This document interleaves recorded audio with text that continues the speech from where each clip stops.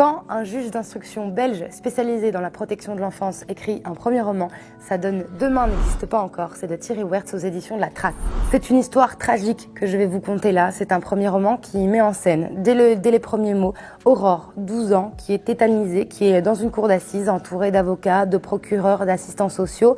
Son père est en face d'elle, il est menotté et sa mère est absente car elle est décédée. Aurore est là pour savoir si elle va rester dans l'institution dans laquelle elle réside à temps plein, jusqu'à ses 15 ans, puis jusqu'à ses 18 ans.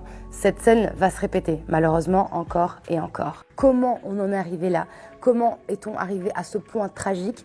Eh bien, vous allez découvrir avec l'auteur ce qu'il s'est réellement passé. Vous allez retourner sur les traces de cette famille brisée. Vous allez redécouvrir leurs névroses, leurs rêves, leurs sacrifices, leurs dysfonctionnements aussi, et comment on en est arrivé là à travers aussi des dates clés qui vont vraiment vous donner les réponses. C'est un roman très court, très percutant.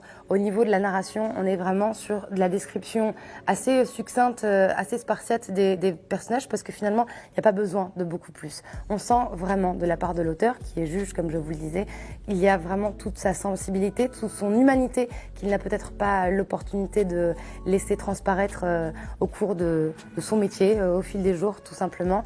Mais là, ici, c'est de l'art. C'est vraiment ensorcelant. On arrive vraiment à dépeindre des situations tragiques familiales qui sont vraiment très réalistes. Et finalement, ce qui est beau aussi, c'est que vous allez faire le chemin inverse. On va découvrir le drame, mais on va aussi découvrir la résilience. C'est un peu comme détricoter un pull pour voir une écharpe apparaître. Et franchement, pour un premier roman, bravo à Thierry Wertz, donc, qui a écrit Demain n'existe pas encore aux éditions La Trace.